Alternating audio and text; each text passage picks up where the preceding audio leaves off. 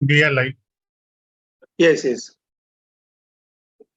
You start the presentation, first presentation of mine.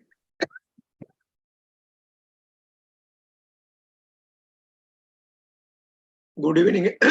Good evening, everybody. Sunil, start the presentation first.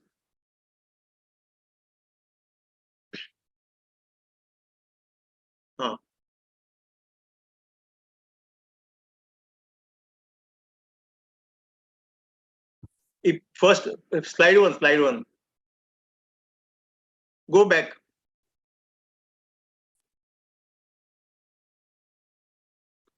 Sound is there, no? Hello. There is sound there, no? Yes, sir. I'm playing the sound. Shall I start? Go back. Then from first slide start. Is episode.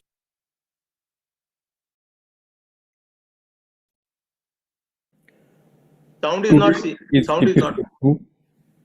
And we have a very basic but Start from the interesting. beginning. Start from the beginning.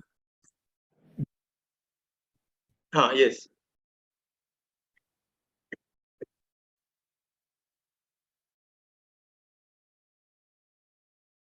There is sound here, no? Today is episode. Okay, continue. Okay.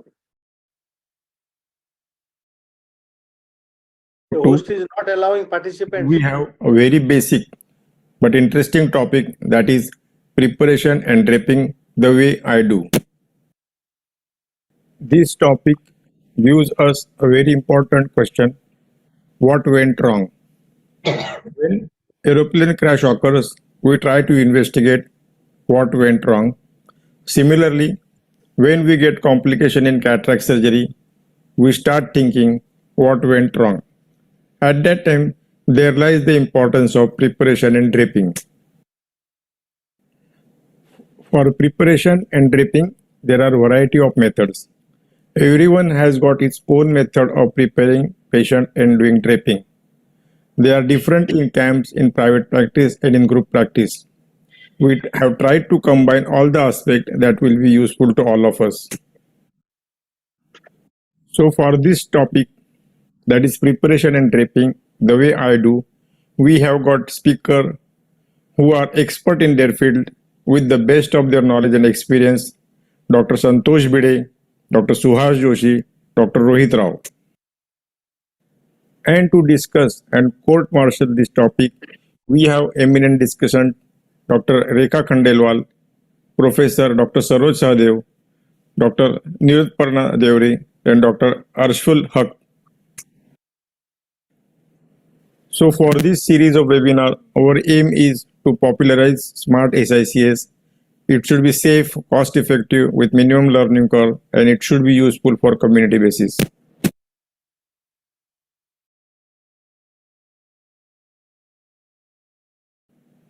So our mission is to conduct series of webinar to enrich the knowledge, to popularize SICS from basic to advanced, to give recent advances to postgraduate students and practicing ophthalmologists, to involve expert surgeons to share their experience and knowledge, to make SICS interesting and a popular technique. I am once again thankful to all of you for making this webinar a grand success. Thank you very much. Thank you very much. Now, Dr. Pankaj will take over this and he will introduce all the speakers. Dr. Shah sir is there? Yes. Sir, Shah sir, please, your views on this. That's an excellent job you are doing. But what do you want? Let us, why don't you have a survey of every colleges? How many people, how many cases are being given to the PG students? Out of that, how many are doing FECO? How many are doing SICS? And then find out from the students what they're interested to learn and SICS or not. Because without the survey, we don't have the facts. Because this is you are going to lead the other states. The survey is the first thing. The information should be in our hand. Otherwise, you will be scratching the surface without percolating our efforts to the grassroots level. So any supports you may need, we will provide you. Tell all the HOD to have a survey or give them a format that they can fill it up and give it to you. Definitely, we will give some format to them so that we will know how many SICs and how many FECOs are done yearly, and how many students are getting all that also, PG students and that. So then we know where you have to send the teachers, where we should conduct more webinars or interactions and everything. Okay? Definitely. Yes. Thank you. You are doing a great job. You Thank and you, your sir. secretary, they are doing good job. Thank you. Oh yes. Thank you, sir. Thank you. Dr. Boramani sir is there, no? Yeah, I'm there. Ah, sir. Please, welcome, sir. Yeah, thanks. Sir, your views on these topics and everything. No. Good evening, everyone. It's a wonderful program organized by Maharashtra chapter of ISMSICS under the leadership of Dr. Prakash Marathe and Dr. Anil Shah. I think you have sorted out, chosen the subject also very well, which is of interest to PG as well as the practicing ophthalmologists. And even the day also, they know every month a fixed day has been fixed. So this will be a beautiful series. And I hope there will be a lot of attendance from other states and even from outside India. Let us see. Yes, sir. Thank you very much, sir. Doctor, I will hand over to Dr. Pankaj Shah. Pankaj Shah is there? Yeah, yes, sir. Yes. Good evening, sir. Good evening to all of you. A very good evening to all the discussants and speakers. I am glad to introduce today's esteemed faculty with us who is going to guide us. Can you please start the slide share, technical person? Speakers introduction. Speakers. Dr. Bide. Dr. Santosh Bide.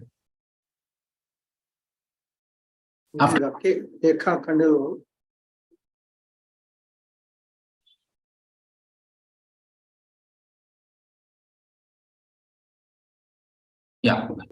So we have our most prolific, dynamic President of Maharashtra Ophthalmological Society, Dr. Santosh Bide with us. He is MS, past President of Pune Ophthalmic Society, President of Maharashtra chapter of ISMICS, under whose tenure I was a Secretary of ISMICS Maharashtra chapter.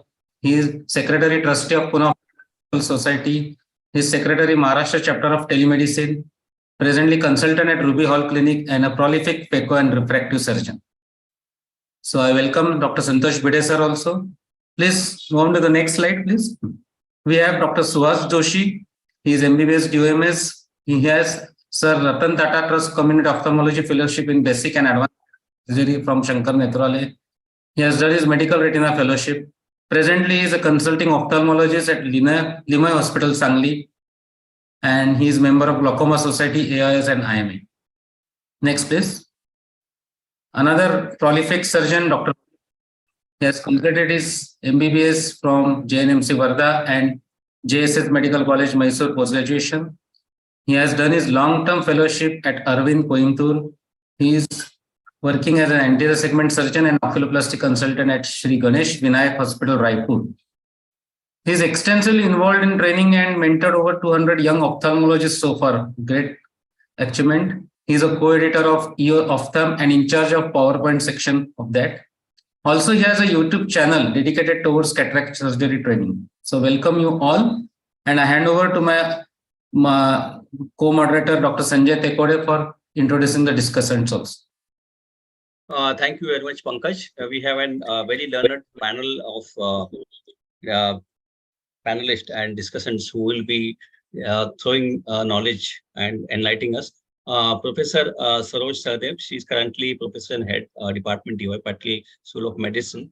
She is former President, Professor of Head and Department at TNMC, BL Nair Hospital. She is a renowned vitreoretinal surgeon. She has more than 35 years of teaching experience. Started recognized fellowship in VR. She was appointed a coordinator in International Council of Ophthalmology. She has chaired many sessions in BOA AIS and is a principal investigator and co-investigator for many global and Indian clinical trials. Welcome you, ma'am. Can Can we have the next slide, please? Dr. Nilutpana Devri is working at Guwahati with Shankar Deva Netralaya. She has won APO Achievement AIOS International Ophthalmic Award, Best IGO Award, IGO Merit Award. She is interested in teaching and training DNB fellows and residents at Shankar Deva Netralaya. And her research includes progressive myopia and ocular genetics. Welcome, Dr. Devri. Our international panelist is Ashraful Haq. He is a consultant in anterior segment in Bangladesh Eye Hospital, Dhaka. He is a founder president of Bangladesh Young Ophthalmology Society. He is the secretary of Bangladesh Cataract and Refractive Surgeons Society. He is a treasurer of ISMSICS Bangladesh chapter, and his major field of practice are refractive surgery, keratorefractive surgery, and keratoconus management. Welcome, Dr. Ashraful Haq. And we have Dr. Khandelwal ma'am. Yeah, Dr. Khandelwal ma'am. She's done her MS from GMC Nagpur. She also set up eye departments, and her interest is in glaucoma and anti-segment surgery. So excellent panel here. I am sure we'll learn a lot from them. I now hand it over to Dr. Anil Kulkarni, sir. Anil Shah, sir. Thank you very much, sir. Now we will start our discussion, and speakers will be there. So I'll ask Dr. Santosh Bide sir to present their presentation here.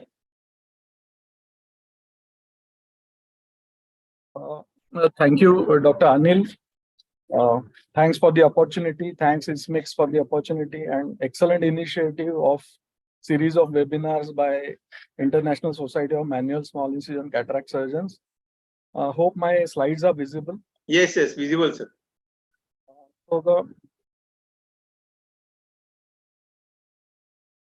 Just a minute.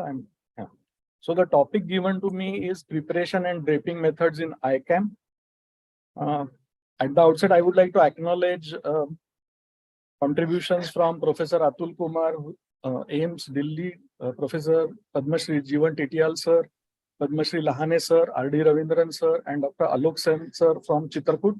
I would also like to acknowledge the inputs given by Dr. Sumit Lahane and Dr. Rakesh Shakya from Chitrakoot for this topic of preparation and draping in ICAMs.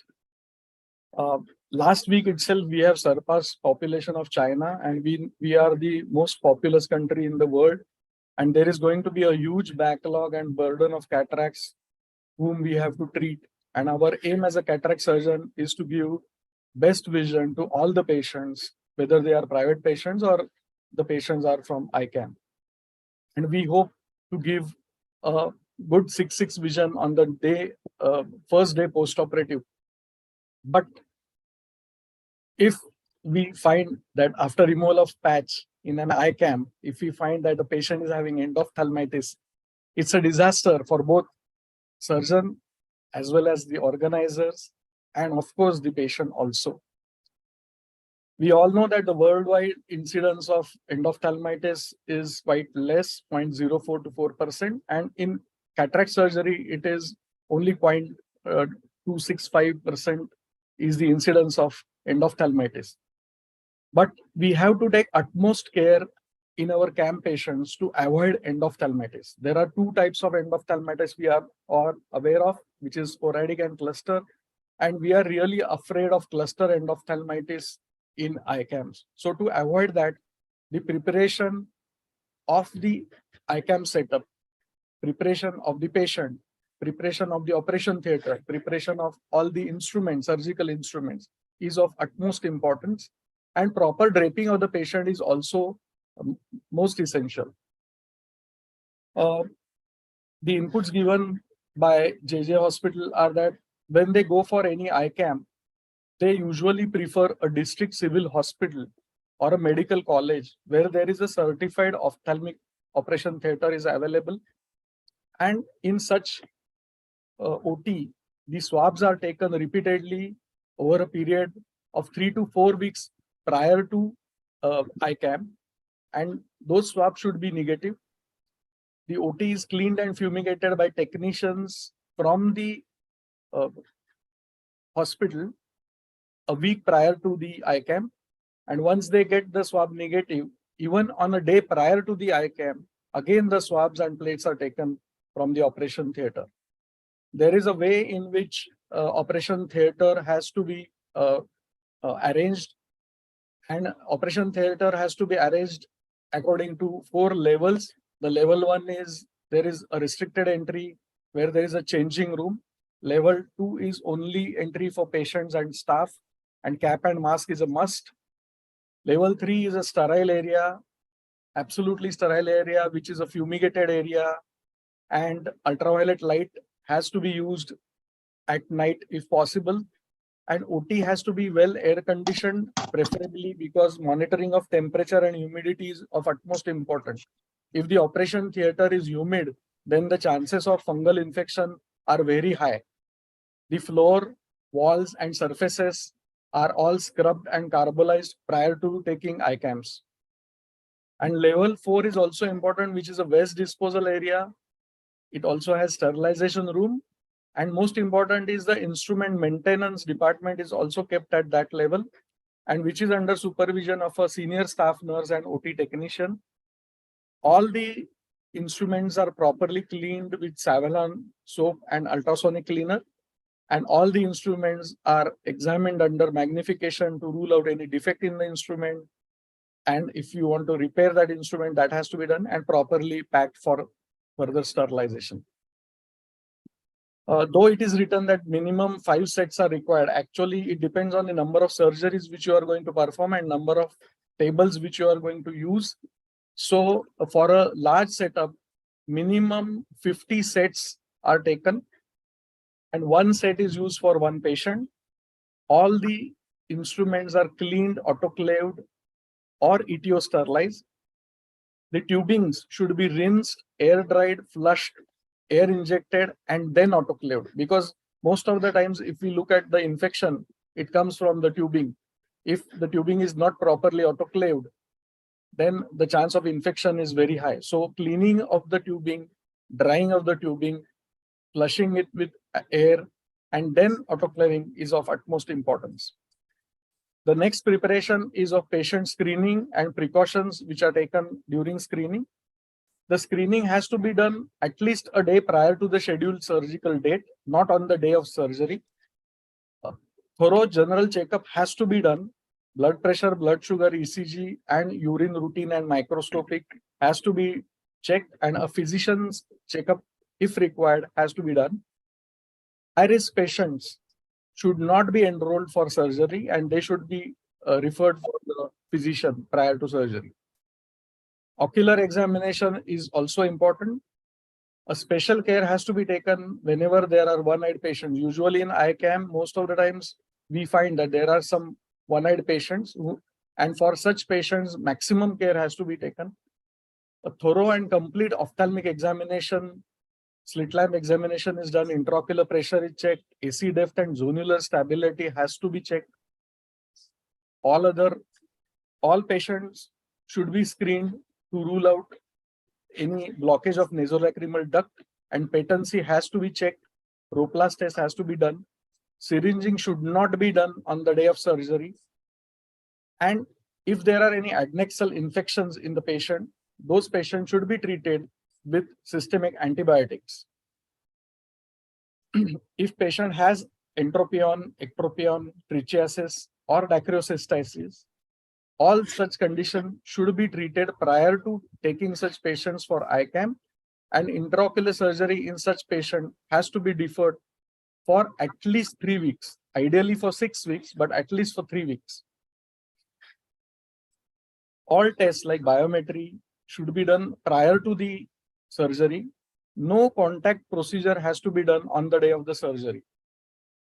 A day prior to surgery, a 4th generation fluoroquinolone has to be used, like moxifloxacin should be started 4 to 6 times a day prior. Of course, we all are aware of taking informed written consent It is also important even for CAM patient. One should not be casual in taking consent. And on the day of the surgery, patient should have a thorough face wash, head bath with soap, and shaving if required has to be done. Because all the CAM patients come from rural area, so cleanliness is of utmost importance, and cleaning the patients is the most important preoperative preparation of the patient. We have to prepare OT also properly. So floors of the operation theater should be mopped on the day before starting the surgery. And proper functioning of sterilization process like autoclave should be monitored by the operating surgeon and the senior nurse by checking the sterilization indicators before starting the ICAM surgeries. There should be minimum 4 to 5 instrument sets per OT or per table, autoclaved and kept available. Proper sterility of consumables like dyes, which what we use, viscoelastic devices, the irrigating solutions, irrigating fluids should be checked. Expiry date of such material should be checked. Suspended particles or floating particles should be ruled out from the irrigating fluid, because sometimes the expiry date may be proper, but you have to examine all the irrigating bottles before starting the CAM. The surface of the trolleys, operation table has to be wiped with antiseptic solution prior to starting the surgery.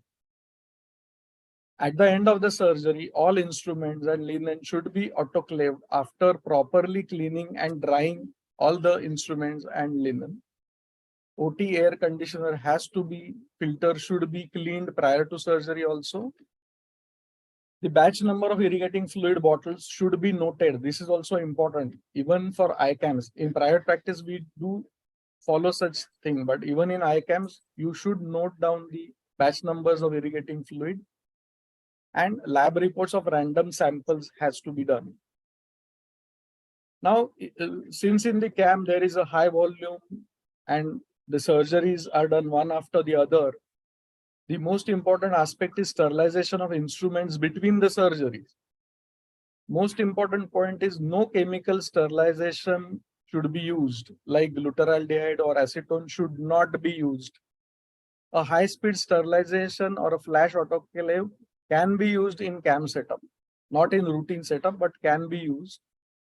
And for phacoemulsification, if you are performing phacoemulsification, a single phaco needle can be used for 5 cases after properly cleaning, and sleeve has to be changed for each and every case, and irrigation aspiration handpiece has to be changed for every case. Documentation is the most important aspect. One should not forget documentation even for CAM cases. All the documentation of load which is kept for sterilization, all the instruments, tapes, instrument sets, indicator tapes, everything has to be properly documented. Even the date of fumigation of operation theater has to be documented in the register. All these things will save us from future catastrophe. Another important aspect is patient preparation on the day of the surgery. On the day of the surgery, one has to continue with topical antibiotic drops before the surgery. Each patient has to be given a protective cap and legging before entering the operation room. Periocular skin has to be cleaned with balance salt solution or Ringer's lactate initially, and then povidone iodine 10% solution before administering regional anesthetic block. See, scrubbing and gowning, I won't go into details of scrubbing and gowning, but three scrubs should be done for 3 to 5 minutes by the operating surgeon in a methodical manner from distal to proximal end, and hands should always be above the waist, elevated, so that water drains away from the hand. Now, cleaning and draping. It's the most important aspect. Just before starting the surgery, 5% povidone iodine has to be instilled in the cul-de-sac of conjunctiva, and the contact time is most important. 3 minutes of contact times of 5% povidone iodine prior to surgery will definitely help reducing chances of endophthalmitis. And then surgical area has to be properly draped with linen and plastic eye drapes. Before starting surgery, eye has to be washed with Ringer's lactate or BSS. And of course, the instrument trolley has to be covered with proper linen and plastic sheets.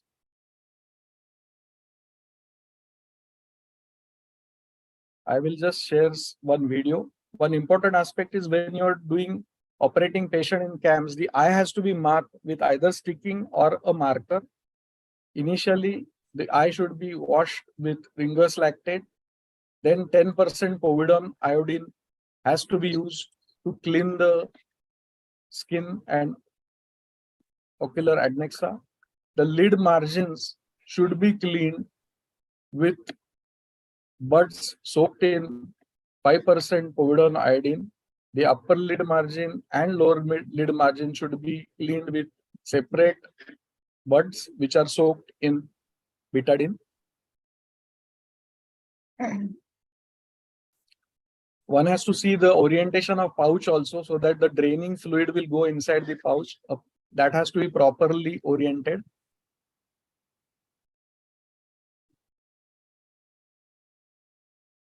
And drape should be placed in such a manner that all eyelashes will be away from the operating field.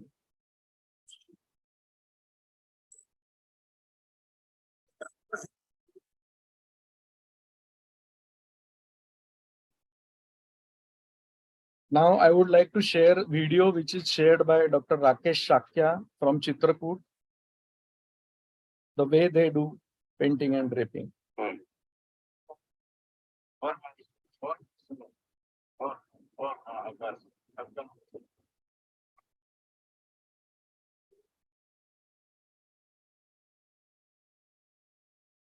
Note that the eye is marked with the sticker so that nobody operates the wrong eye.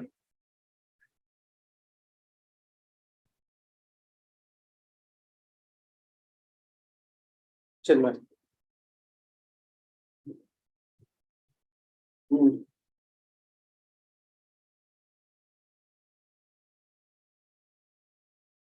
Pilocarpine drop mostly.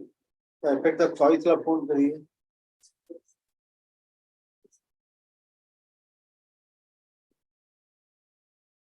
Because of that, आपको phone करके choice La. The choice la जो vomiting होगा तो ये headache होगा.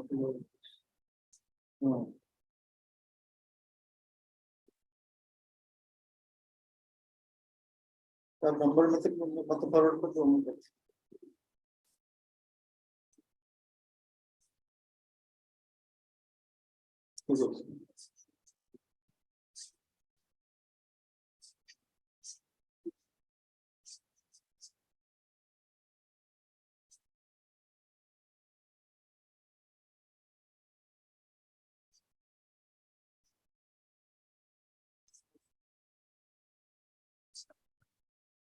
हाथ नहीं उठाना, हाथ नीचे रखना.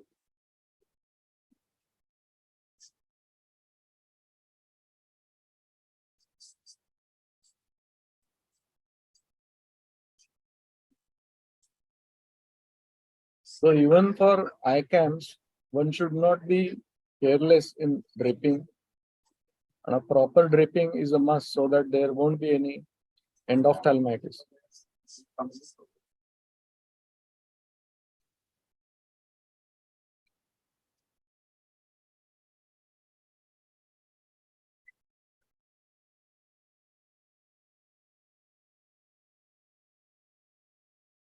So the points to remember are preoperative antibiotic drops is a must. Head bath, head wash, face wash for the patient is also very important. Special care has to be taken of medial canthal area and nasal area. Eye has to be washed with Ringer's lactate or BSS, and then instillation of 5% betadine in the cul-de-sac prior to the surgery. No instrument has to be reused unless it is properly sterilized and proper precaution is taken. As far as possible, use disposables, and those disposables should never be reused. And a drop of betadine I'm telling again and again, in the conjunctival sac, before starting the surgery with contact time of 3 minutes is most important. I would like to thank Maharashtra chapter of ISMSICS for giving me opportunity to share my thoughts on this important topic. Thank you.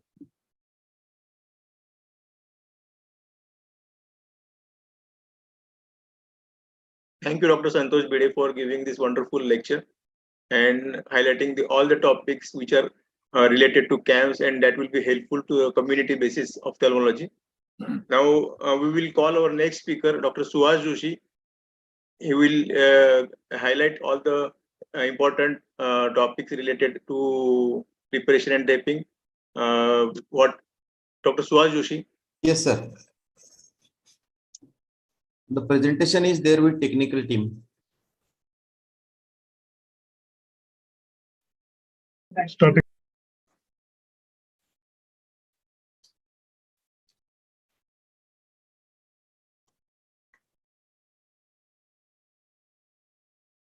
Yeah, good evening, everybody. The previous one. The topic given today to me is preparation and draping before cataract surgery, changing scenario in past and present. Next. Friends, the flow of the talk will be surgical scrubbing changes, surgical gowning and glowing changes, surgical painting changes, surgical draping changes, and preoperative counseling and eye selection. Next. Friends, cataract surgery has changed gradually from couching to ICC, and then from ICC to ECC, and then IOL implantation. Again, from 180 degrees superior limbal incision to MICS and foldable implantation over the period of time. Similarly, preparation of the patient, surgeon, and draping techniques have changed as per need of the time to maintain up-to-date asepsis in the surgical area and to reduce post-operative complications like endophthalmitis. We will see how gradually scrubbing, gowning, glowing, painting of the skin, and draping of the area of the eye to be operated has changed. Next, please. Surgical scrubbing. Friends, living human skin can't be autoclaved, so maximum cleaning is done to have minimal microbial flora either with the surgeon or with the patient's skin.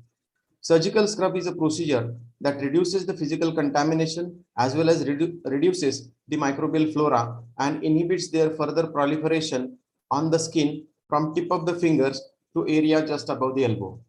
Surgical asepsis is one of the key factors for successful surgery. Surgical scrubbing has also evolved gradually over the period of time. Next, please. Now, what are the prerequisites for the surgical scrub? All the jewelry should be removed from the hands. Nails should be well clipped and without nail polish. Hands and forearms should be free from injury and infection. Surgeon should be wearing sterile OT dress, cap, and mask. Next, please. Previously, when we were residents or before that, the hand washing was done with tap water and soap. Normal tap water and lifebuoy soap was used to wash the hands twice before wearing the gown for surgery. Next, please.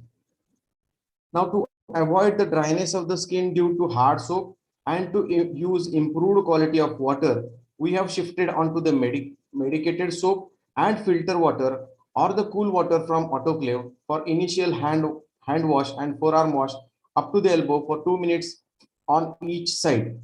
Then the hand and forearm were scrubbed with 7.5% povidone iodine scrub solution for 3 minutes with typical hand wash methods. Hands are mopped with sterile towel and sterilium is applied on the dried hands. Next, please.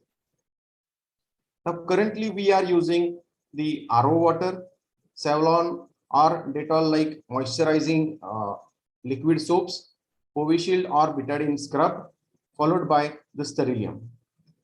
Next, please. Proper hand washing techniques. Now we have to wet the hands under RO water from fingers up to 2 inches above the elbow. We have to take the liquid soap in wet the hands and make a lather. Rub the hands on palm to palm, palm to dorsum, palm to nails and fingertips, around the wrist, around the thumb, medial and lateral aspects of the forearms up to elbow, and 2 inches above the elbow, 10 strokes at each mentioned site. Repeat the procedure on the other hand. Total for 4 minutes. 2 minutes for one hand, 2 minutes for other hand. Repeat the same procedure with povidone iodine solution 7.5% for scrubbing on both the hands, forearms, and 2 inches above the elbow. Povidone iodine exposure time should be 3 minutes. Mop the hands with sterile towel and apply sterilium for 30 seconds. Rub the sterilium for 30 seconds on the hands and forearms and allow it to dry for 90 seconds. Next slide, please. Now we will watch the video of hand wash and scrub. Run the video, please.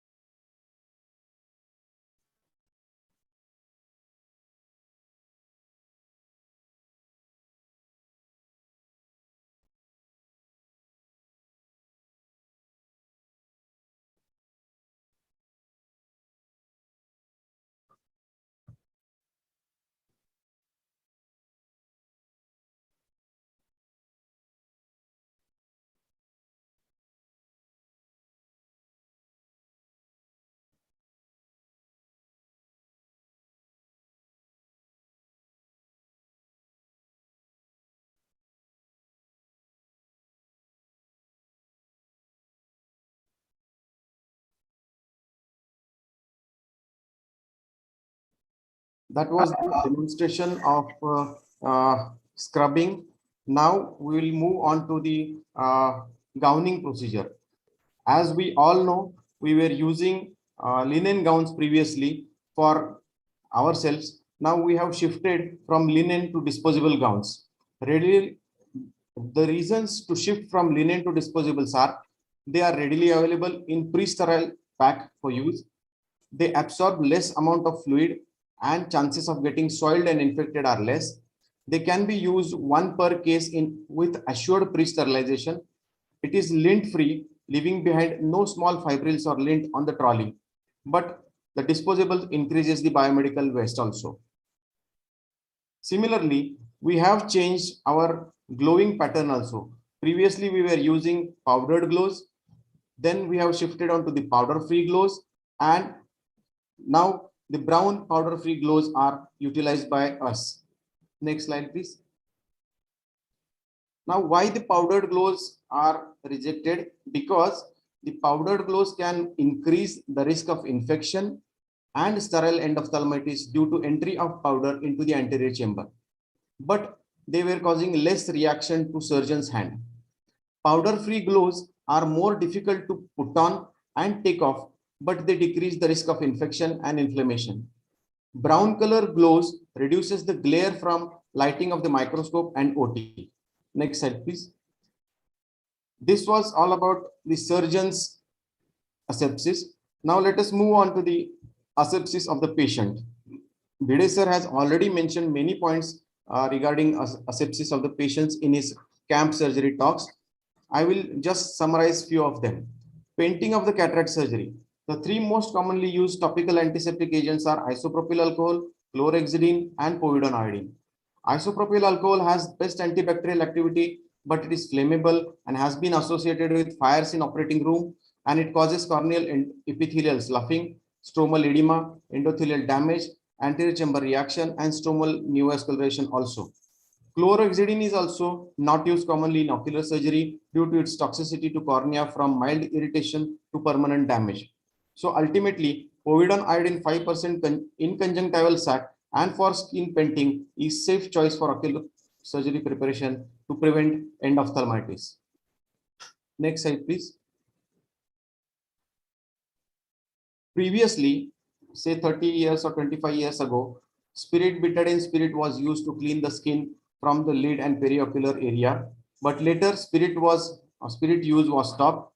As said by Bide sir, the eyelashes and eyelid margins are carefully scrubbed with a cotton-tipped applicator soaked in 5% povidone iodine. Periocular skin is then painted, starting from the eyelids, moving outwards in a circular motion using the cotton balls, sponges, or gauze soaked in 5% povidone iodine. 5% povidone iodine skin exposure time is uncertain, but one study suggests that it is 3 minutes. Given that duration may be important, the iodine should be allowed to dry on the skin. At least only excess of iodine should be blotted rather than totally wiped off from the surgical area. Once the surgical site has been prepared, the periocular skin, lid margins, and eyelashes are carefully blotted to remove the excess of iodine, enhancing the adherence of plastic drapes. Now let us see how the painting is done in our setup. Run the video, please.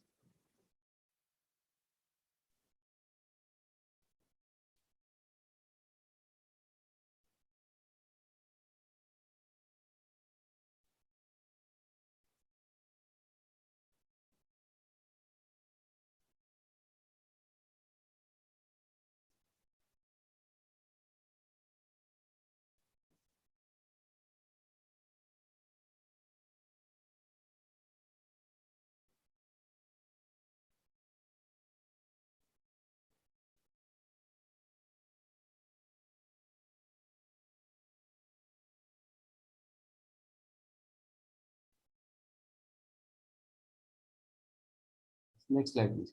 And that betadine paint is allowed to stay there for 3 minutes, and then excess of betadine is wiped.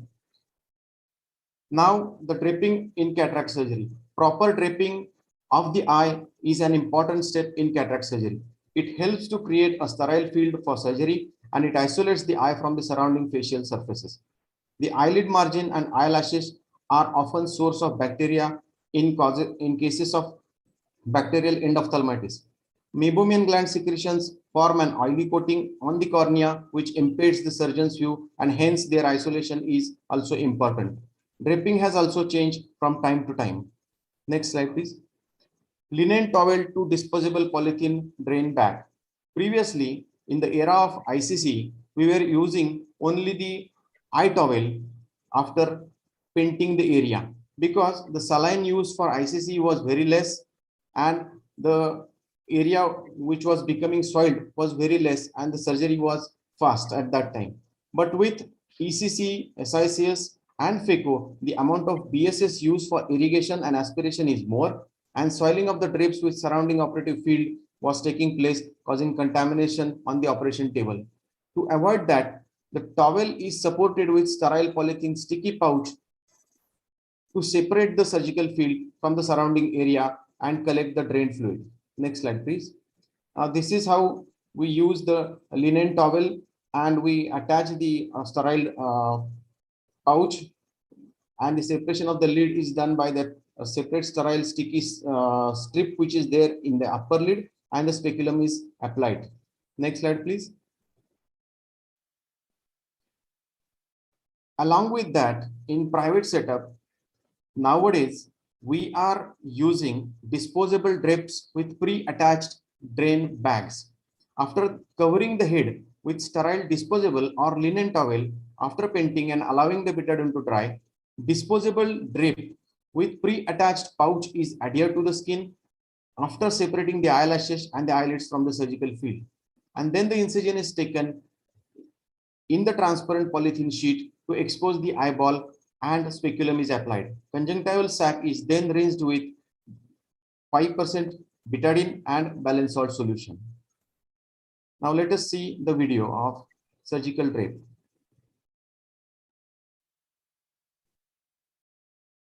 The head is already covered and the eyelids are separated.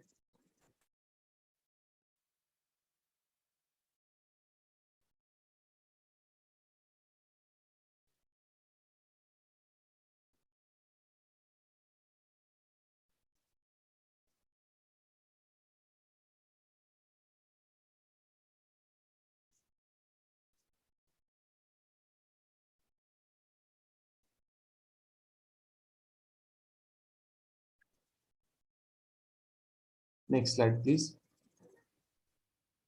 Now, need of the gradual shift of the drapes.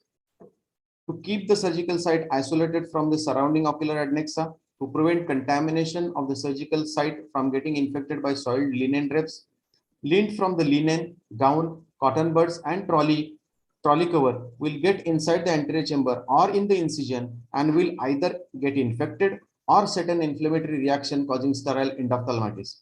Non-woven polythene drapes will not leave the lint. With availability of gamma radiation and etiosterilization, these disposable drapes and gowns are freely available now. But ultimately, the disposable drapes will increase the biomedical waste. Next slide, please. Now, pre-operative, something about the pre-operative preparation of the patient on the day or just a day before. Patient is asked to get admitted after proper hair and face wash. Eye confirmation is done with the patient and medical records and eyelash preparation.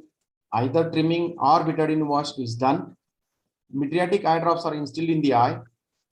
1-inch paper sticking is applied on the forearm of the patient on the side of the eye to be operated. Name, eye to be operated, type of surgery, blood pressure, and the package is written on the sticker.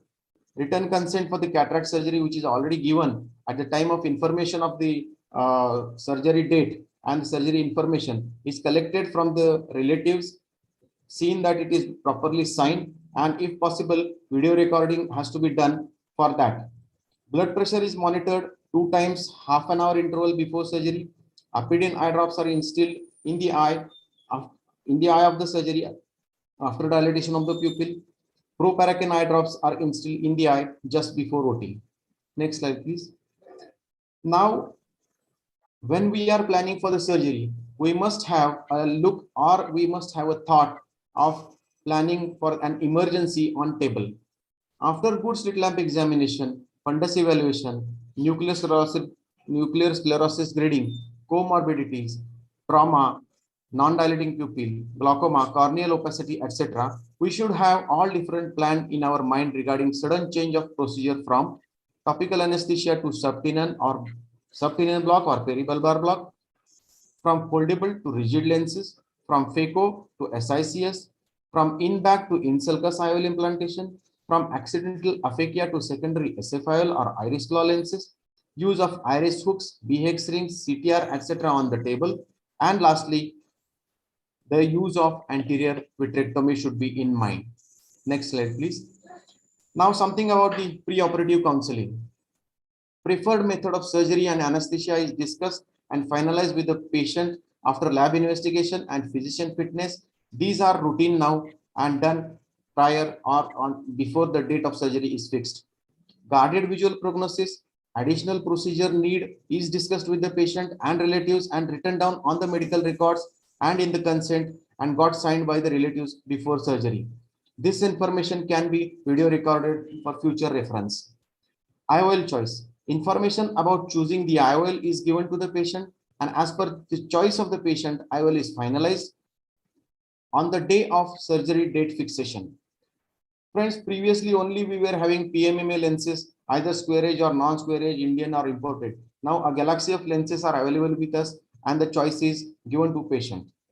Now something about OCT macula and B-scan.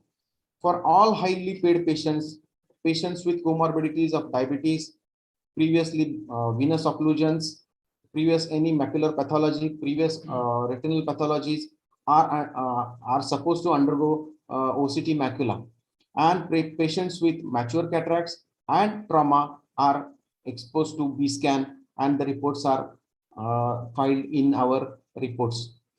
Preoperatively, I prefer to give flurbiprofen plus gatifloxacin fixed combination, that is Flubigat or some Flurgat like that, 4 times a day, 3 days prior to surgery, and orally tablet ofloxacin 400 milligram OD and capsule omeprazole 20 milligram OD is given 1 day prior to surgery and is continued for 5 days. Friends, next slide please. This was all about the scrubbing, painting, draping, and preoperative evaluation. If we think that a song is beautiful, is because of the singers those are singing the song, but the orchestra is also important, who is giving melody to us. So though autoclaving and good surgical techniques are the singers of cataract surgery, painting, draping, scrubbing, and preoperative and postoperative care of the patients are the orchestra for good quality cataract surgery. Thank you, Dr. Anil Shah and Dr. Paran Spisser for giving me this opportunity. I thank ISMICS for giving me this opportunity. Thank you. Thank you very much, Dr. You have given a very wonderful topic and very wonderfully illustrated all the points that are helpful to all of us. Now we will ask Dr. Rohit Rao to highlight what is the preparation draping in private practice. Dr. Rohit Rao. Good evening, everybody. Hope my screen is visible. Yes, visible. Firstly, I would like to thank ISMSICS, Dr. Usha Jawhari Madam, Dr. Anil Shah for this opportunity. So let's dig into my topic, that is preparation and draping methods in private practice. Any preparation will start from the OPD itself. In this presentation, I will take you through a walk around of our patients, surgeon, and OT assistant in our our institution. First, if any cataract patient comes, registration is done. After that, history refraction is done, and then a thorough slit lamp and fundus examination is done. Once we decide the patient needs a cataract surgery, the patient is sent for counseling. After the counseling is done, the patient is subjected to various investigations, which includes BP, RBS, and then IOL master and immersion A scan, and then Droplas. As Dr. Santosh has mentioned, Droplas plays a very important role. If required, any special investigation or a specialty opinion is also taken. Then the patient is shifted to pre-op waiting area. Here, the consent from the patient is taken, eye marking is done, a wristband is placed on the operating eye, towards the operating eye, and any other required documentations are completed. After that, pupillary dilatation is started. Then the patient gowning is done, which includes cap, mask, foot cover, etc.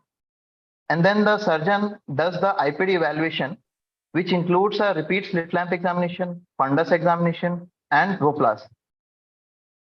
Once everything is ready, the patient is shifted to block room.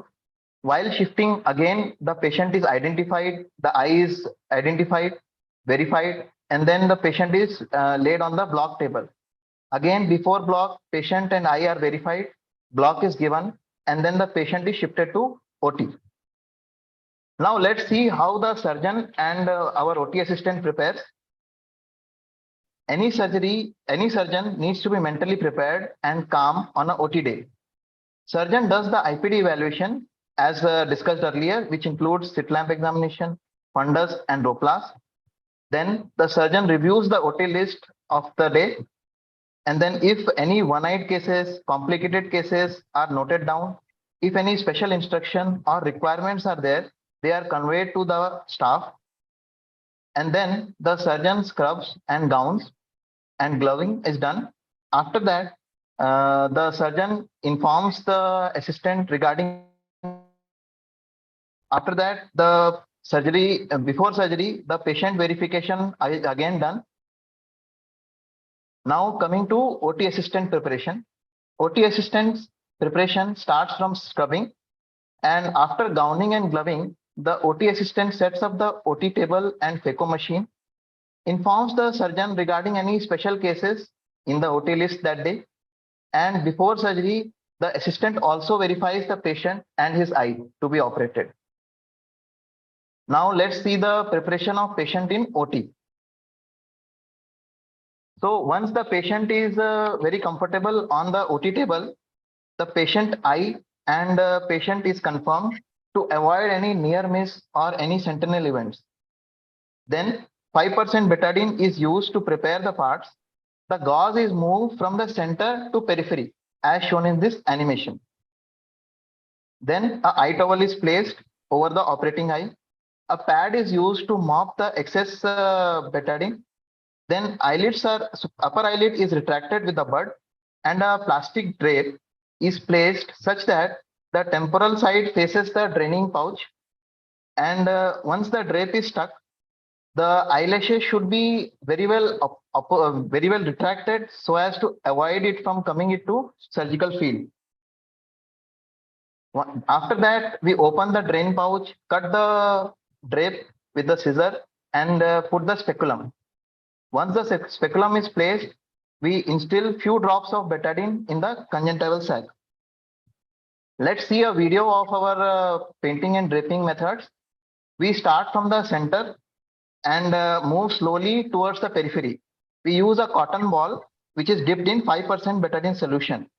It is held with a curved artery forceps, and in between the eyelids are retracted and betadine is squeezed in the conjunctival sac. It is done 2 times. Again, a new cotton ball is used and repeat process is done from starting from the center to the periphery. And eye towel is placed once the betadine cleaning is done.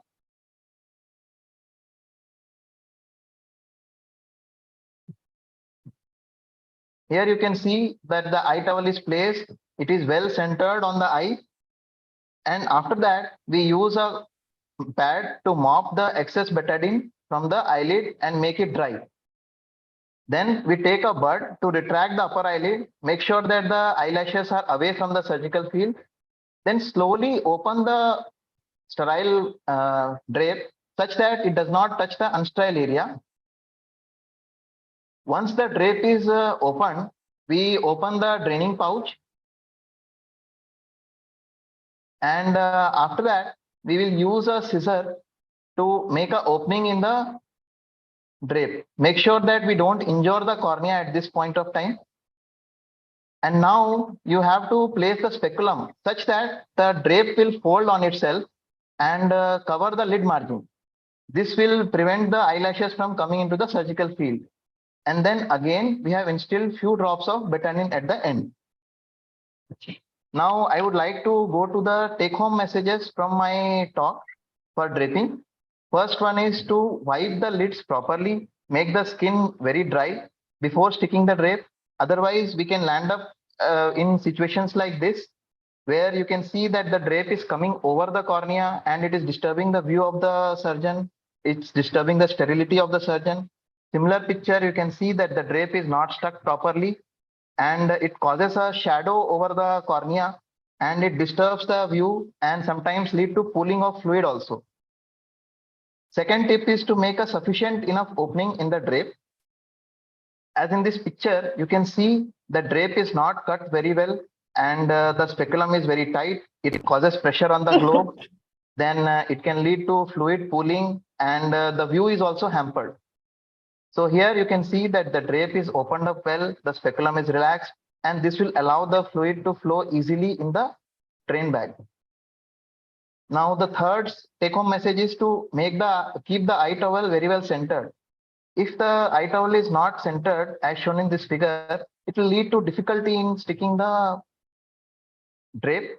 And in this picture, you can see that the eye towel is very well centered and it helps the drape to stick properly. The fourth point on the last is that avoid eyelashes from sticking out of the drape, something like this, because it can be avoided by nicely retracting the upper eyelid with the help of bud and doing the draping. Here you can see a small tip. We can use a blunt instrument to gently rotate and push the eyelashes inside the drape fold. This will prevent it from coming into the surgical field. Thank you. Thank you, Dr. Rohit. I will ask Dr. Pankaj or Dr. Sanjay to take over. Dr. Pankaj is there? Yes, sir. I will request the discussants to have some discussions on this. If you have any questions which we can put forward to the speakers and start a discussion on this topic. Rekha madam. You are not audible, madam. Yeah, thank you. Thank you for inviting me. It was excellent presentation by all the speakers. I think everyone covered the important carry-home messages, which are very clear to all the audiences, that how much povidone to be used, for how long it should be used, and how to drape. And that is very important to prevent post-operative endophthalmitis. I think there is no doubt about all these carry-home messages about how to clean and how to drape before surgery. One thing I wanted to ask, whether so much of povidone which was shown in the last video is required. Just now we saw a lot of povidone being instilled in the eye 2-3 times, whether it is really needed. Rohit. Here we have been practicing that, and we feel that it flushes out any debris might be there. And at before the start, we wash the eye cul-de-sac with the saline also before starting the surgery. Yeah, because even a drop of povidone, which will act for 3 minutes, if it stays there, because it stings. So yes. It can be very disturbing for the patient if you are operating under topical. Yeah, with lot of povidone going here and there. And so I was just wondering if so much of povidone is really necessary. And in the cul-de-sac, it should be diluted povidone, 1:10 dilution. Yeah. And yeah. And later on, after again you have instilled a drop. Which probably in the beginning, if we start surgery before starting, on put a drop of anesthetic drop, and before starting cleaning the periocular tissue, usually we put a drop and let it be there for 3 minutes, so that when we start surgery, it's already we have covered 3 minutes there. Okay. So in the end, again, I saw you putting... In the block room, we instill a drop of ipidine, and then the patient is shifted to OT actually.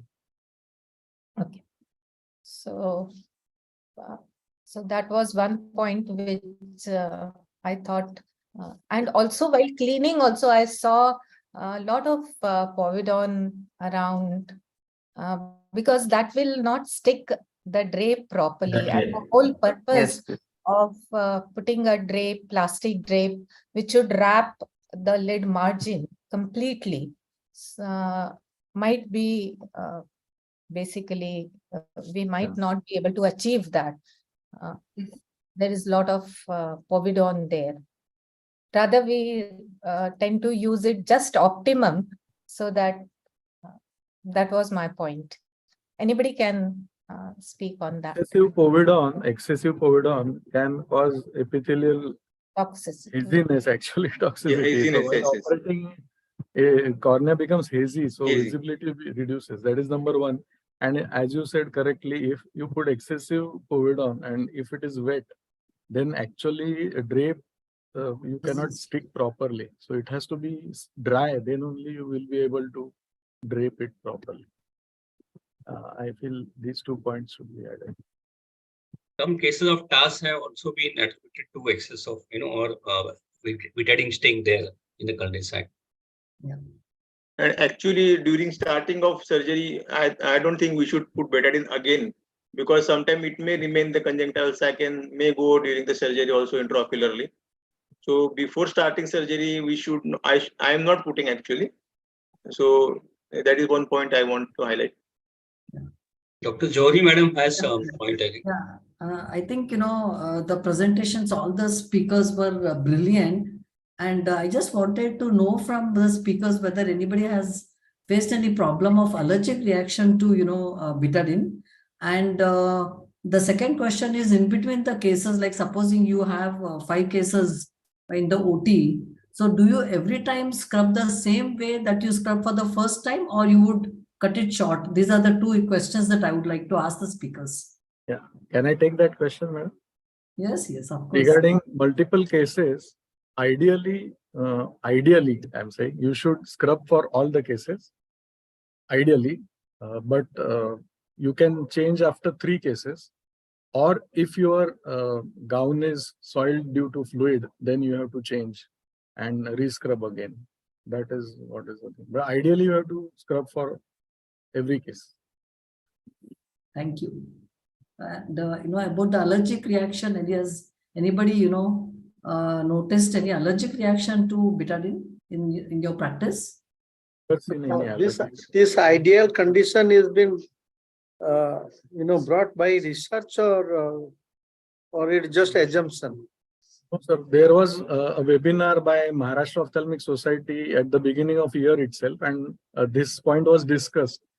And from LV Prasad, they change every case, while the high volume surgery at Arvind, they don't change every case. They change it after 3 to 5 cases, or if the gown is soiled in between. And the rate of incidence of infection in both the institutes is similar. There is no. Anyway, we are talking, and let us discuss this thing here also, because see, it's a dry thing. You are not touching any wet thing with your gowns or anything. Every time you are changing the gloves, the area which is touched, for every case you are changing a new glove. So that is a must. But why change the gown which is not being touched by anything else? Because you are perspiring inside. So from inside your gown becomes wet. Not everybody is perspiring. This is a AC room. So what I'm telling, let us not be dogmatic, and let us do a research. Then give a guideline, because whatever you are showing now, people will like to follow. So it is a question: how is your OT condition? If you are feeling that it is wet or that you are perspiring, you change it. Otherwise, you change the glove. I think that would be a very proper guideline. No, why ideally we should change? Because we are operating by sitting on an unsterile stool. Your thighs with the gown might have touched the undersurface of the table, and you really don't know how many times where you touched when your attention is on the operation. That's why they say ideally it should be changed. Anyway, it depends. It should be left to it's not a general guideline. You let the surgeon decide and do the precaution accordingly. It will depend on how much the gown is soiled, for one. Yeah. Second is, sir, when you wear a gown, the external surface of the gown is exposed to the OT surroundings. As Dr. Jagannath had said, that you are under, or the thighs are likely to come in contact here and there. And sometimes there is unknowingly some spillage. And in fact, during the Corona times, there was a lot of talk about aerosols. So especially that is true when you are in 2 situations. One is if you are doing phaco, and second is when you are trying to clean up your irrigation aspiration cannulas in ISMSICS. So in both these situations, theoretically speaking, after every case you should change. But what is very important to note is that it gives you equal results even if you change the gown after every 3 cases. It is also important that this will be more applicable if you are wearing a linen-free gown, which is a water-repellent surface, as compared to our ordinary cloth gowns, which are not water-repellent. So that will also have a bearing, and depends on actually how bad has been your case, how much has been a spillage. Thank you. Dr. Jagannath Boramani sir wants to have some comments. Yes, sir. Yeah, I want to have some comments. Like say Dr. Santosh said, physician's opinion if required. But the AIS guideline says you should have a physician's opinion, and medico-legally also it shows that we were very careful in treating the patient as a whole. And before, because we are eye surgeons, we can't do the proper physical assessment unless physician have a proper assessment. And I think medico legally we should get it done, because cataracts, see, dentists are operating, giving larger volume of xylocaine, and that too in a sitting position or semi-reclined position. We are giving less volume or almost no block now in a lying down position. Still, even anesthetist presence is required in our setup. Dentists, they don't keep anesthetists. This is because cataract is supposed to be a major surgery. And anesthetic and medical legal also, most of the times you are the only surgeon in the OT or only doctor in OT in private practice. If something goes wrong, means who will be looking after patient general condition. So anesthetist presence also is a must.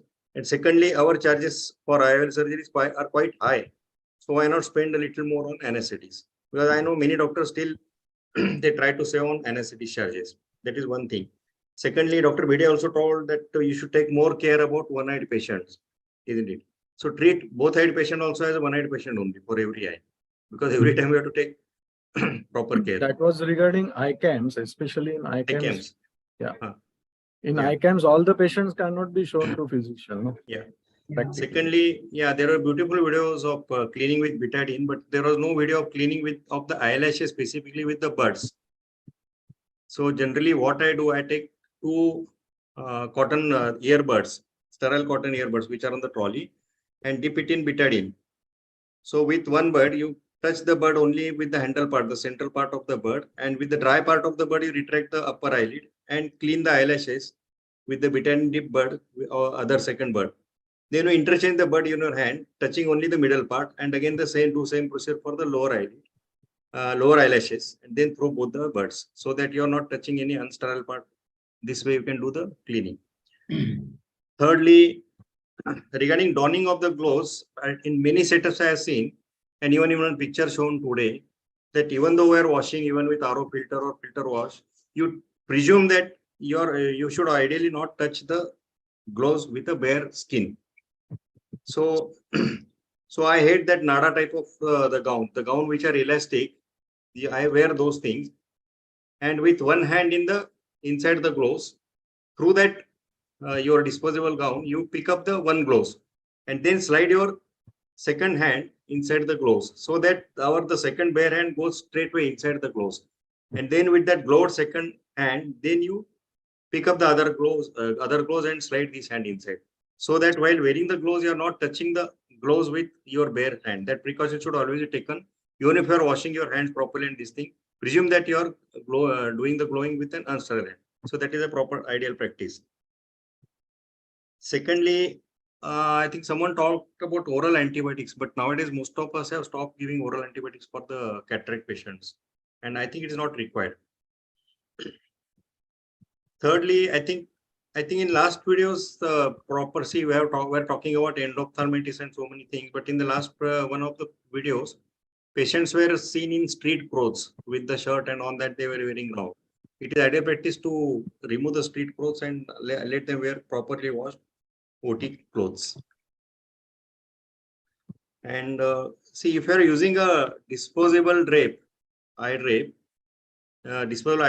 then if you with a no-touch technique, if you can drape the eyes properly, there is no need of keeping an eye towel inside, because that may become very uncomfortable to the patient, especially if it is coming on the nose. No? Many people, they feel very uncomfortable if something is there on the nose.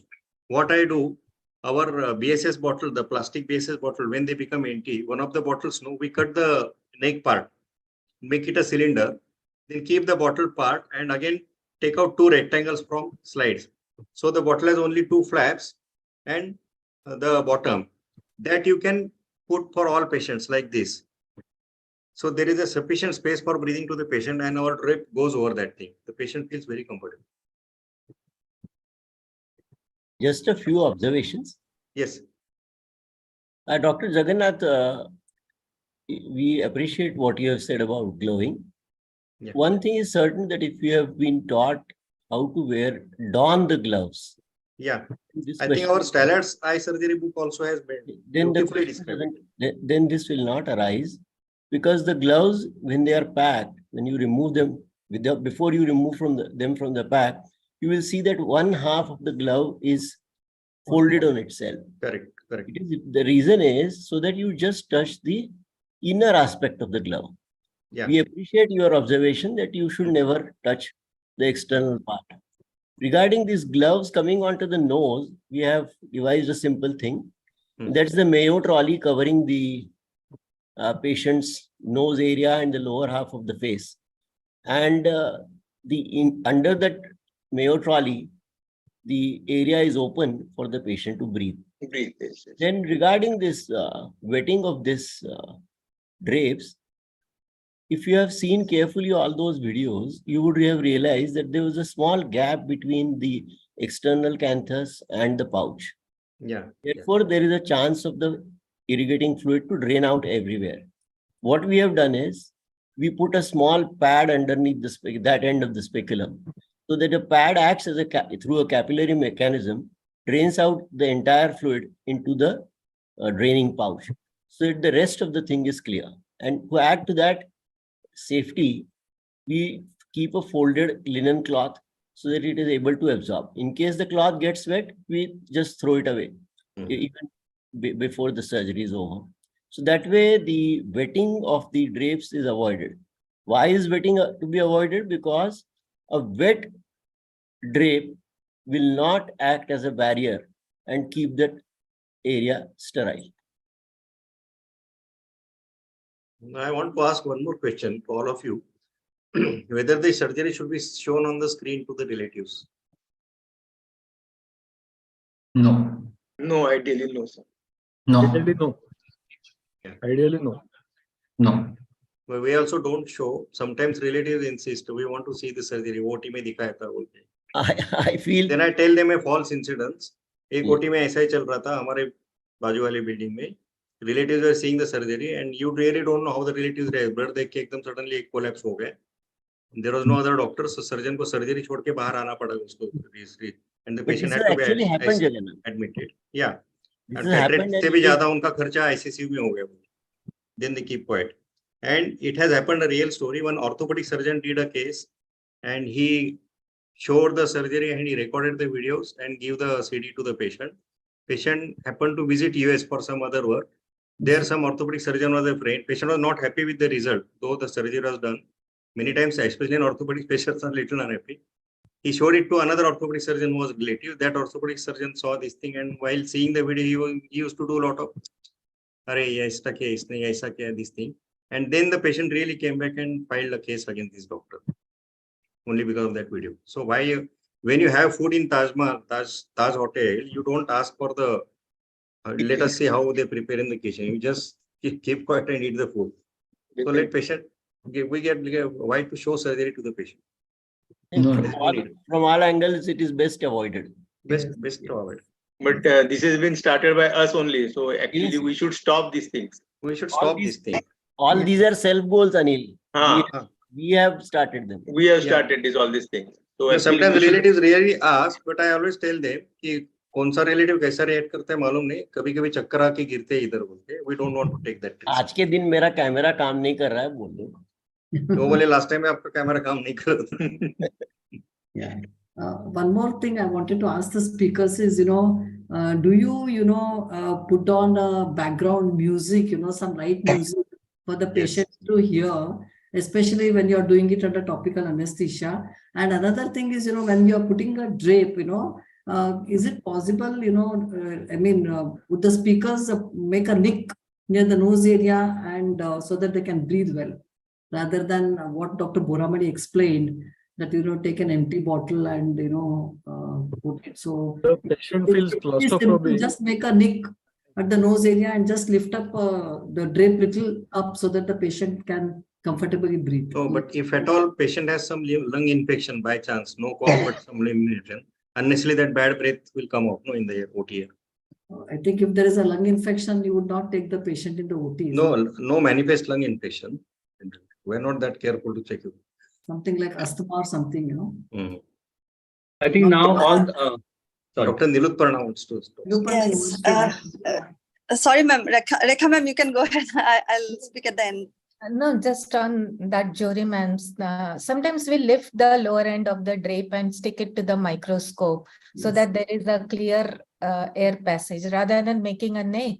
You can just lift it and put a long sticking so that they breathe, they don't feel claustrophobic during surgery. That can be done. There are some surgeons, who don't clean the area with the betadine also. There are surgeons, I've seen it. They don't clean the area. They just, see that the patient has washed the face well. I don't know. I mean, I would want your opinion. I mean, there's no harm in cleaning with betadine. It's very safe. But I've seen few surgeons who don't use betadine at all. I use 5% betadine, not 10%. 10% appears to be more strong. The surroundings of the eye have to be cleaned and sterilized and get a periocular sterile fluid, that is the field that is your responsibility, and that includes a reasonable area around the eye. And how to reduce the microbial load is by betadine. You are not making it sterile, as someone very rightly said that you can't autoclave the skin. However, you can bring down the microbial flora to such an extent that it will not pose a threat. The same thing about the conjunctival cul-de-sac as well. We are trying to reduce the commensals to such an extent that they do not pose a threat. But I feel that it is essential. Nowadays, in case you have not done it and if you face music, there is nothing to save you. Yeah, that will come as standard practice, man. Standard practice. Painting here. I think we have Dr. Ashraful Haq from Bangladesh. Dr. Haq, we want to know your way of painting and draping and what solution you use. Are you there, Dr. Ashraful Haq? I think he is not joined. He's there in the meeting. Yeah, he messaged that his internet is little unstable. Okay. So if in case he's not answering, we assume that he's not connected. Dr. Nilutparna wants to say something. Yeah, I want to. Yes, good evening, everyone. Thank you, Anisha sir, for this wonderful opportunity. This webinar has actually been an eye-opener for all of us whoever is watching. Now, a few points I wanted to touch upon here was that the topics that were chosen was that community-based surgery or the basic steps of prepping and draping and the private practitioner. Since I come from a tertiary institute in Northeast India, so I would like to say that even in our institute for community purposes or even for private, those patients who can pay for premium IOLs, even for those patients, we maintain the same standard of prepping and draping. Regarding the prepping, I would like to second Rekha ma'am, saying that we don't use so much of betadine on the eye because it also cauterizes. It's a mild cautery. So we avoid burning the cornea for that instance or the ocular surface at all. The second point is we used a 3 swab method technique for cleaning the eye. The first swab for the upper lid and the area around the forehead, the eyebrows, and the second one for the lower part. But it goes up to the ala of the nose and also towards the peritrichonal area and also some part of the other eye. And with the third, we mop or we dab and we bloat the whatever excess betadine we have. And the last cleaning that we do, what Boramani sir has said, that we used a 2 swab stick method where we clean the eyelid margins, eyelash margins. But at the very beginning, we always clean with sterile RL, Ringer's lactate, with 2 cotton swabs so that if any debris are there, we wash off and then only we start the betadine prepping of the patient. And when we put the 5% epidine, it's a brand name, I have no financial interest in that, the iodine solution, we keep it for at least 1 minute in the conjunctival cul-de-sac. We don't put it over the cornea. That is what we maintain. And also when we put in the, we have the, availability of having a stand, that is a face mask stand, wherein even if we put a cotton drape, it doesn't make the patient claustrophobic. So since we have it, so we are using it. But for those who don't have it, they can actually go ahead with whatever methods they have at their hands so that the patient can breathe in freely. And also, as ma'am has said, we can also pull in the lower half of the drape and stick it to the microscope. This is one. Second point that I wanted to point out was, while cutting the drape, we make sure that the cut is made from upper 1/3 to lower, and in between the upper 1/3 and the lower 1/3, upper 2/3 and lower 1/3, so that the upper eyelashes are covered well and the lower eyelashes are also covered well by the stick-on drapes. The third point I wanted to say, that everyone was saying that when to change the gloves and when to change the gown. The standard is always that for each eye, for each patient, we have to change every time. But for community-based services that we are providing, we change after if there is a soiling of the gown or if there is wetting of our hands with our sweat. But in between, we always take a sterilium solution before wearing the next gloves. That is one. Second is that while donning and doffing, we once had the opportunity of learning it from one of our teachers. I forgot, he was from Gujarat. He told us that there are different techniques of donning your gloves. So there is also this non-touch technique where the assistant will help you in wearing your gloves. So that also we can practice in our OT. The third point is about the sterilization. Although we maintain everything, the orchestra, I would also like to say that in the orchestra, there are another two people that we have forgotten. One is the OT personnel who maintains the humidity and the temperature of the OT. And number two is the cleaner. We should maintain the cleaning of the OT floors between each cases if there is any soiling of the floor, or within 2 hours of every surgery, or even in the area where we are washing.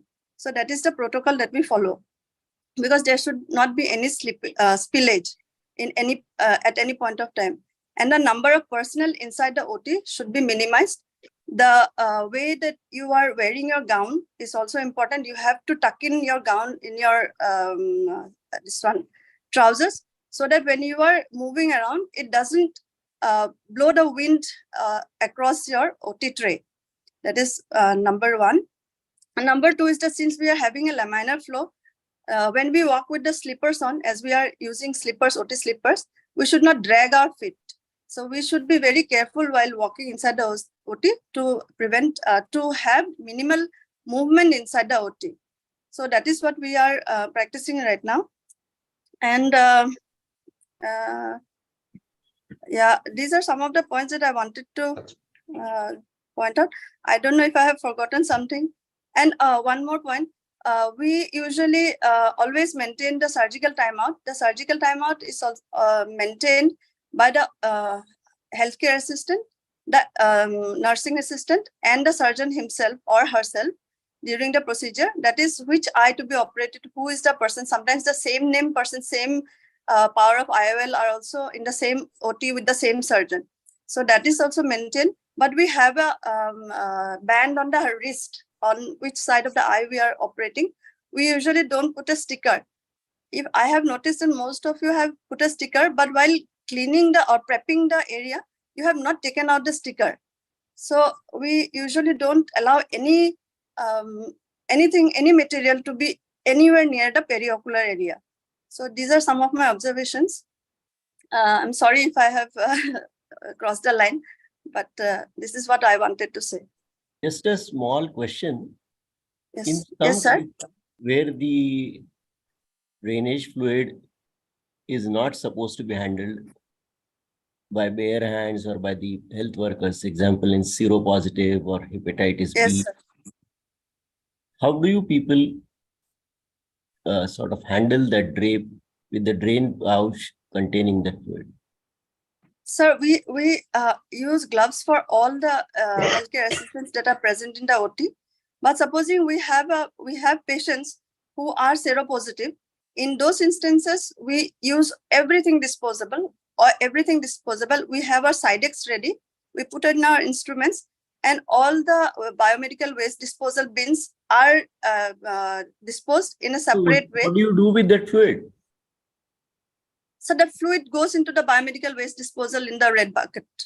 Okay, no. All that I Everything. wanted to add was that if you add a few drops of sodium hypochlorite solution to that fluid, then its nuisance value Yes, on sir. both these counts is reduced.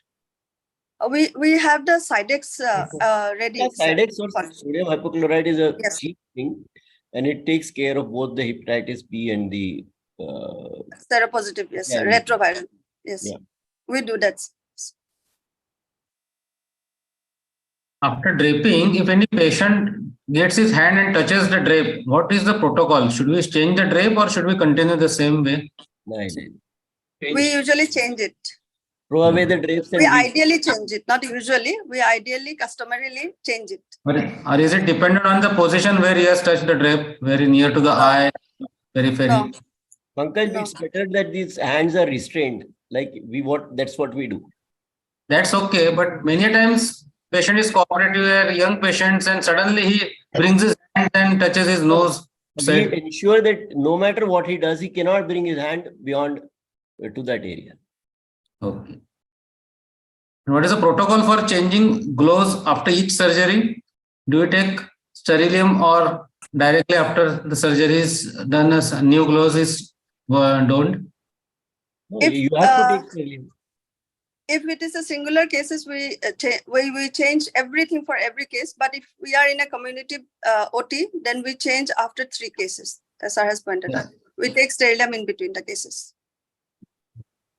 Sterilium over the gloves or on the hands and then change the gloves? No, not over the gloves. You change your gloves, you doff your gloves off, you take sterilium, you, what is that called?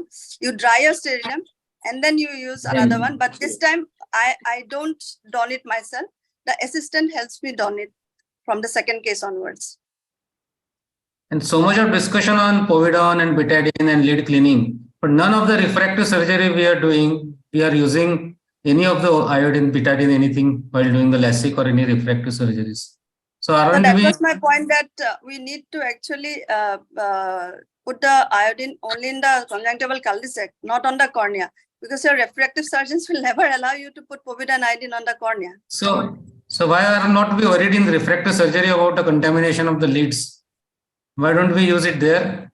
Or is it only the drape which is properly done and taken care of the leads, will it protect in cataract also? In our institute, we usually regularly clean, but I don't know about other institutes. Your question is self-answer. There is answer hidden in your question, Pankaj. Maybe because it is extraocular and intraocular. It is extraocular. But still cornea, we go up to the stroma actually. No, in But refractive however, we do get infiltrates, this flap infiltrates we do get. Interface haze sometimes we get. So maybe that is your concern. Yeah, correct. Can I add something? Yes, sir. Yes. The main difference between laser refractive surgery and cataract surgery will be the amount of fluid going in from the conjunctival sac into the eye. The amount of fluid which is going in, and part of it when it is coming out will be collected in the conjunctival cul-de-sac. It will not be very dry during the cataract surgery, but this will not happen during laser refractive surgery. So that is the difference. So, and we agree that this iodine is epitheliotoxic. What we do is we put 0.5% apidine drops preoperatively itself before the patient comes to the theater. And after you have put, again, you have to wash with ringer lactate. Otherwise, if you let it remain there for a longer time, more than 3 minutes, there is definitely a corneal haze. So its epitheliotoxic thing is known. But because of that fluid business, you have to be more careful with cataract surgery.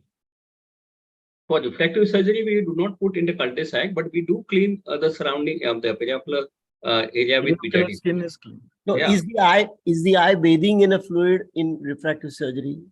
Yeah. No. Like he was saying that no betadine. Cleaning is done with betadine, but no betadine in the cul-de-sac.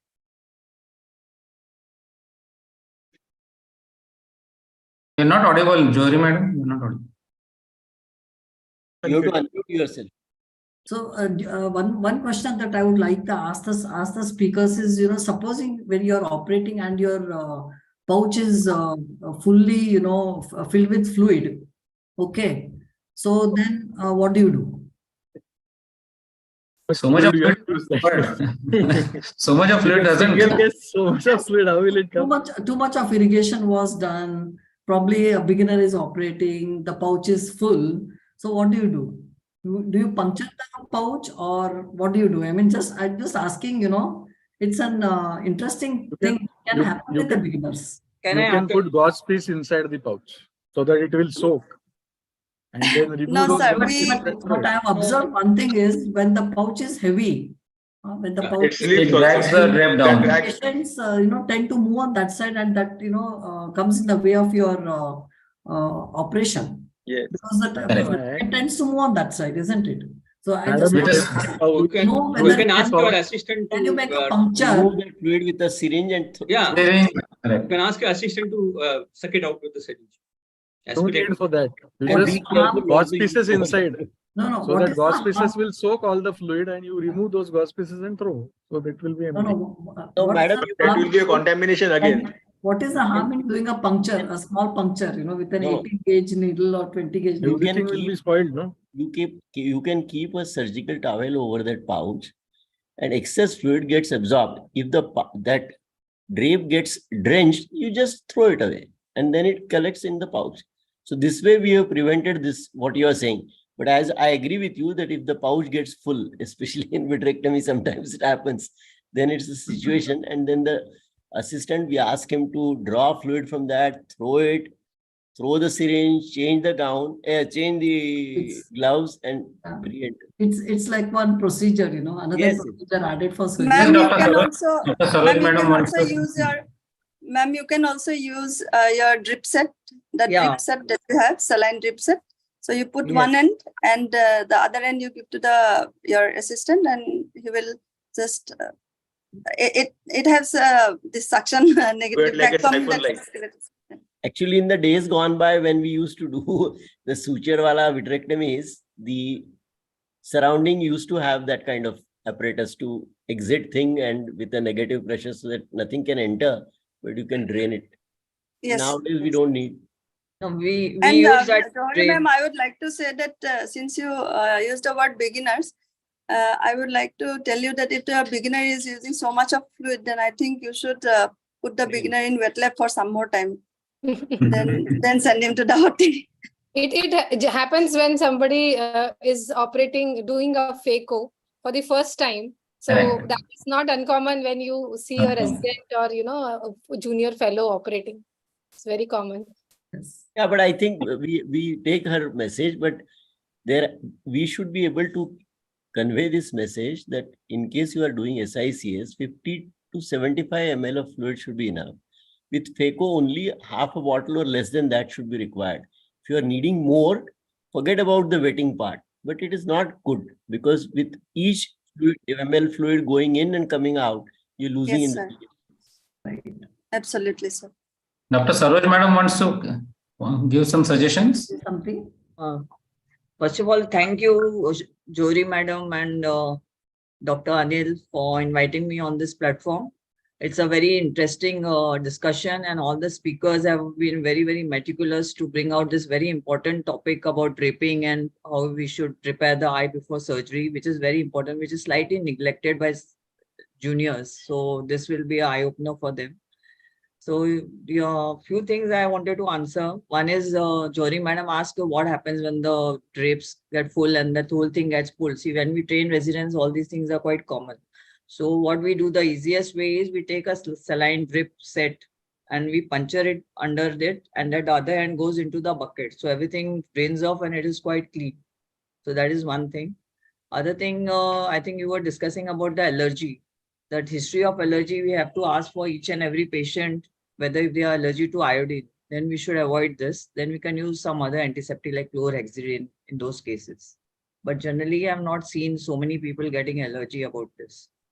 And one more thing, it was discussed about putting 5% is put in the conjunctival sac, and with 10% the skin around it has to be cleaned. And cleaning the eyelid margin is very, very important, especially with the cotton tip applicator, because the meibomian glands and all are there and those have to be taken care of, And before starting, once the patient is draped, it's very important that with the ringer lactate, we give a thorough wash. So there's no betadine left in the conjunctival sac, because that can enter the eye and cause TAS or some other issues. TAS. Yes. Yeah. So that care has to be taken. We can even move the speculum when the wash has been given, so that whatever is left behind under the speculum also does come out. Has anyone bought these from AIOC Cochin, those new speculum which have arrived, which keep the eyelashes back? No, sir. Some message. I've seen, sir, but I haven't been to Kochi this time. Anyone is using sodium hypochlorite solution. Now the spray has come for cleaning the skin and eyelashes and eyelid during cataract surgery. Anyone has used sodium hypochlorite solution? We use it No, only sir. in HIV cases. Post-operative, we can for lid In cleaning. pre-operative cleaning of eyelid, the sodium hypochlorite spray has come out with the company. So they asked to clean the skin and lid areas with the sodium hypochlorite and then clean with the betadine. Anyone has got any experience with that?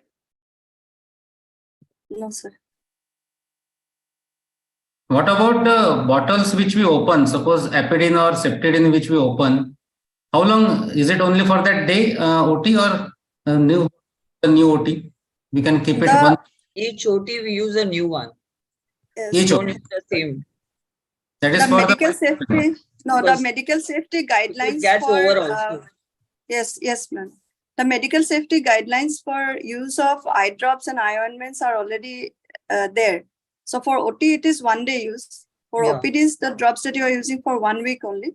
And for home application use that you are prescribing to the patients, it is 28 days. So that guidelines is still in use. If I'm not wrong, then it is still in use. But a 10% bottle comes either in 500 ml or 100 ml. Suppose. So we have to discard the bottle completely? No, they are talking about the No, it is already over by the end of your day. We are talking about apidine or the preservative free, which is in apidine. 5 ml. Apidine is only 5 ml. Yeah. That has to be Apidine 5 discarded. is 5 ml. Yes. That gets over by the time OT is over. It's preservative free. And with the way these people were using iodine, 100 ml, It has to be 500 OT. Right. Chano, hopefully there is no more. No. Sir, we Any have question? we have few videos to be played. Anil sir, Yes, yes, yes. You play the 2 videos there. They are something different draping techniques. So we wanted to show here. They're very short, so I understand videos. we have overshot the time. But with Mr. Sunil, can you please start playing the first video?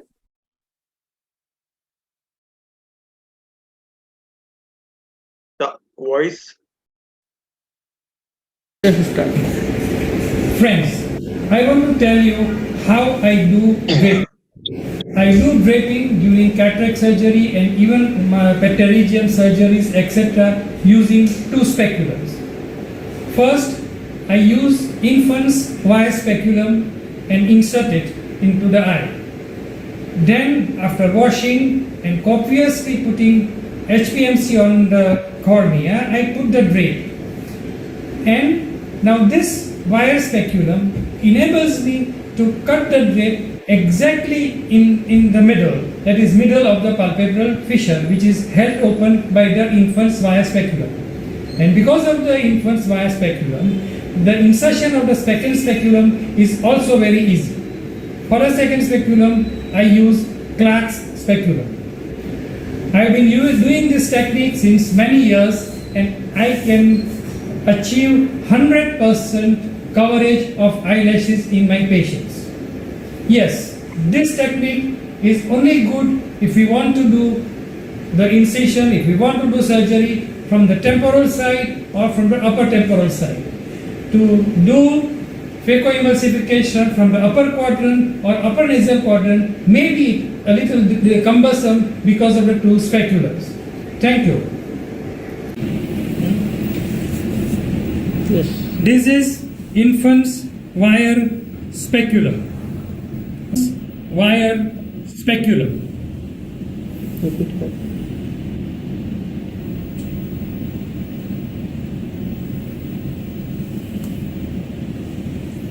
Stop. I am putting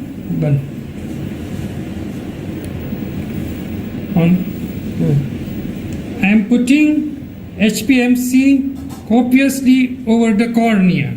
Stop. On. I fold the drape like this.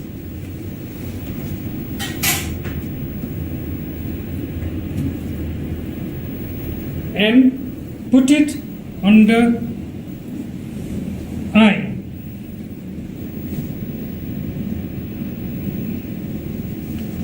Stop. Kar.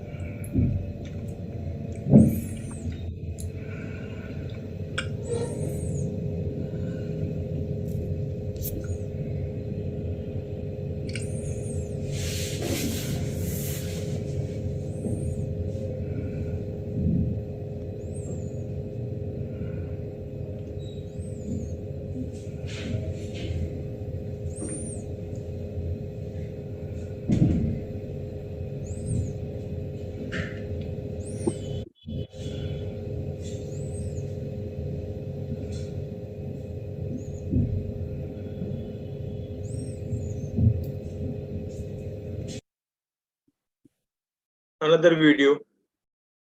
This will cause tremendous pressure on the globe, but two speculums. That is the drawback. One thing, Yeah. but they claim that you will get 100% eyelashes inside the drape. Nowadays, we're getting pre-cut drapes. But pre-cut drape,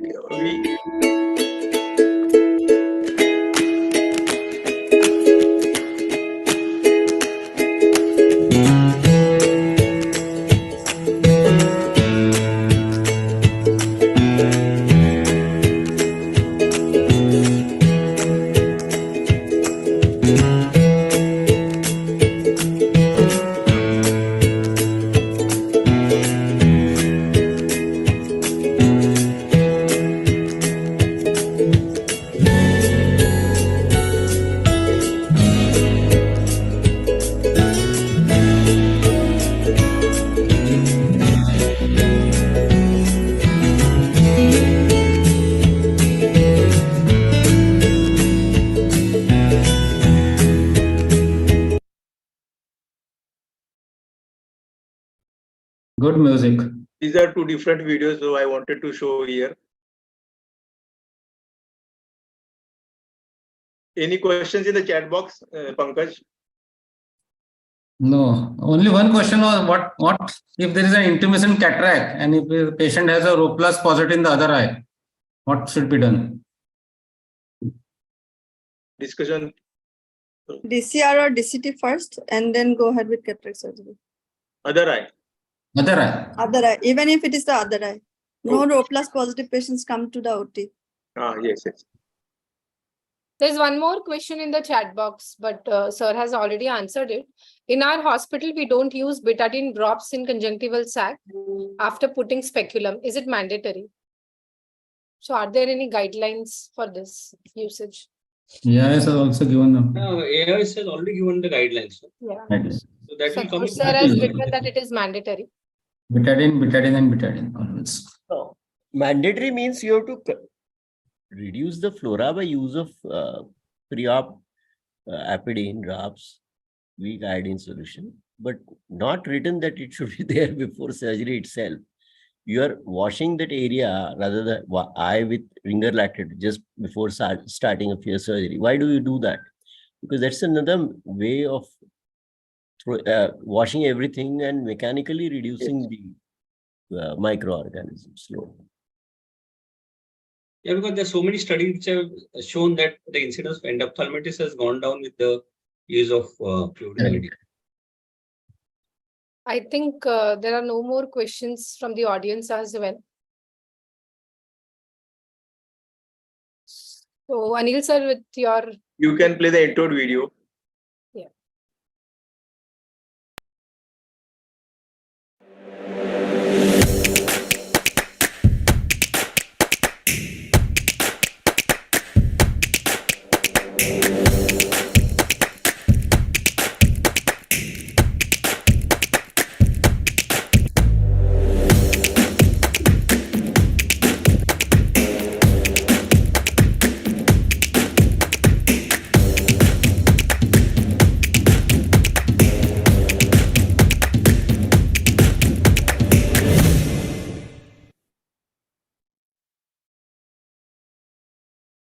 So we actually thank NTOD for supporting us, our webinars.